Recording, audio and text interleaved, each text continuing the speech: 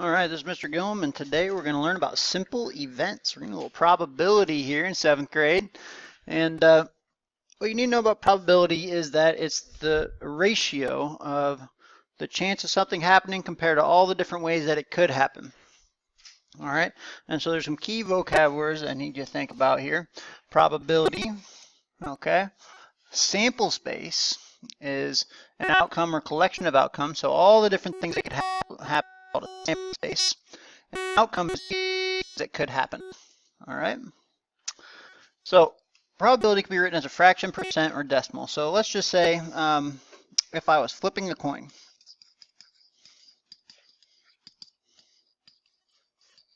my sample space would be either a heads or a tails. Those are the two things that could happen. There are two different outcomes. Heads would be considered an outcome, or tails would be considered an outcome. All the outcomes put together are in the sample space.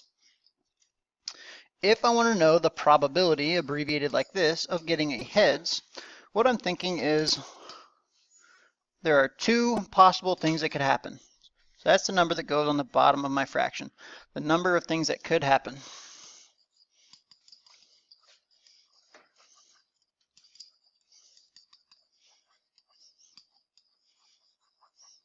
That's that bottom number down there. The ways it could happen with the heads, there's only one way that it could happen that I flip a heads, and that's to flip a heads. So this is the abbreviation. The probability of getting a heads would be one out of the two different ways that it could happen. Okay, so that would be as a fraction, as a percent, or as a decimal. The decimal, we would type in our calculator 1 divided by 2. We probably know 1/2 is already 0.5. And we always know that to change that decimal into a percent, we can move the decimal place 2 spots, 50%.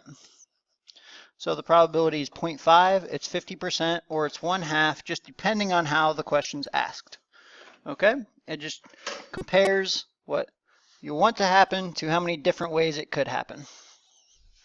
And I want to make sure I talk about this chart. The closer the probability is to 1, the more likely it is to happen. The closer it is to 0, the less likely it is to happen. But all probabilities will be somewhere in between 0 and 1.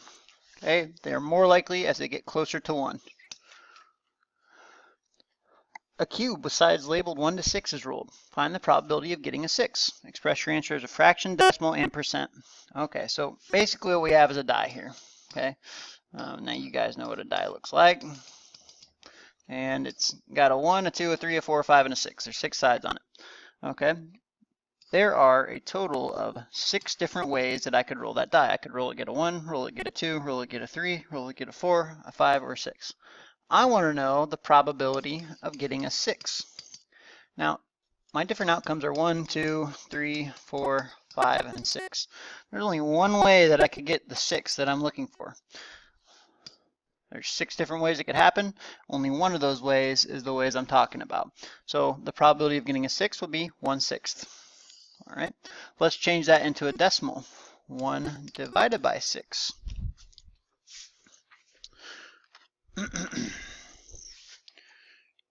1 divided by 6 is 0.167. There would be my decimal, and as a fraction. Oh, we already got the fraction, we got the decimal, and as a percent, we would move that decimal place 2 spots, 16.7%. All right, so there's my answer as a fraction, a decimal, and a percent. This time we toss a penny. Find the probability of getting heads.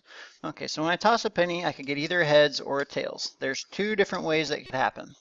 I want to know how many different ways I could get a heads. Well, there's only one that says heads, so the probability of getting a heads would equal 1/2. And we just kind of talked about this. As a fraction, as a decimal, we would do 1 divided by 2. Most of us know that's probably 0.5. And as a percent, put a 0 in there, 50%. Okay, so the probability of flipping a coin and getting a heads would be 1/2. Also 0.5, or you could say 50%. Always somewhere in between 0 and 1. Ooh, now we got that same number cube, and this time it's we're trying to find the probability of rolling a 2, a 3, or a 4 on that same number cube. So all the different things that could happen are a 1, a 2, a 3, a 4, a 5, or a 6. There's 6 different things when I roll that I could get. So that's the total number. Total number of things that could happen. That's 6. That's what that 6 means. Okay, there's 1, 2, 3, 4, 5, 6 different things that could happen. I want to know whether we get a 2, a 3, or a 4. So a 2, a 3, or a 4. So it looks like there's 3 different things that could happen that I want to happen, a 2, a 3, or a 4. So I know the probability of rolling a 2, 3, or 4 would equal 3/6. But in probability, just like all other fractions, we always reduce. So the probability of rolling a 2, a 3, or a 4, instead of writing 3/6, we would write 1/2. And we've already changed this to a decimal and a percent. I know that 1 divided by 2 equals 0.5.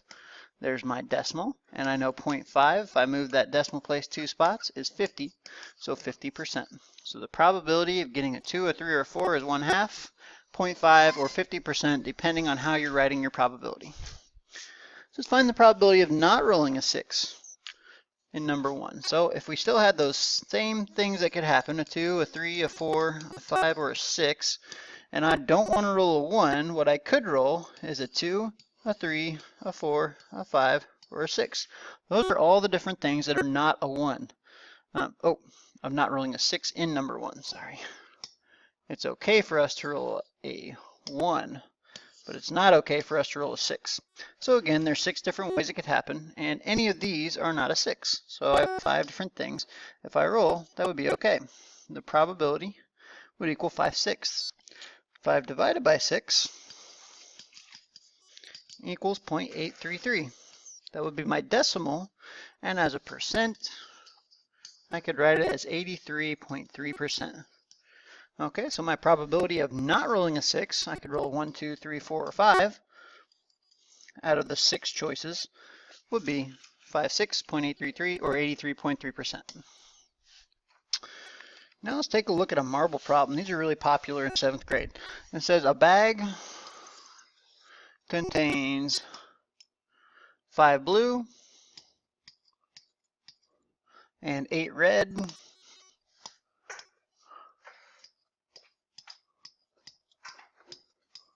and 7 green marbles. And a marble is selected at random. Find the different probabilities. Okay, so the first probability I'm trying to find is not being red. So let's think about this. Before we do anything, let's figure out how many different things that could happen. I see 5 plus 8 plus 7. There's 20 different things that could happen.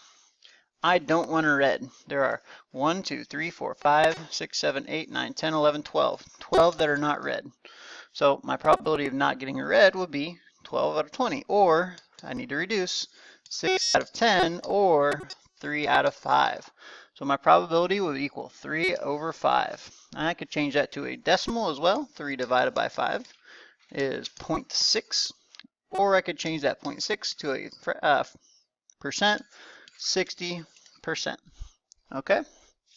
3/5 or 0.6 or 60%. The probability of getting green. Now again, always, there's 20 different things that I could pull out of there, 20 different marbles. How many of them are green? 1, 2, 3, 4, 5, 6, 7. 7 are green marbles. Because that's not reducible, I don't have to reduce it. 7 out of 20 would be my probability of picking a green. 7 divided by 20 equals 0.35. And 0.35 as a percent would equal 35%. Okay, the probability of getting a yellow. Well, I see blue, I see red, and I see green. So there's 20 things that could happen. There's none of them in there that are yellow. There's no way for me to do that. So I would reduce 0 out of 20 into 0, of course. As a decimal, it would be 0.0. And as a percent, it would be 0%. It's impossible. We can't pull a yellow if there's no yellows in there. And finally, the probability of getting a blue. There's 20 different marbles in there. 5 of them are blue. 2, 3, 4, 5. And so I need to reduce that. 1/4. There's my probability again. 1 divided by 4 would be 0.25, and 0.25 as a percent would be 25%. So we're just doing a little simple probability today. We're always comparing what we want to happen to how many different ways that it could happen. All right, so that's it for today.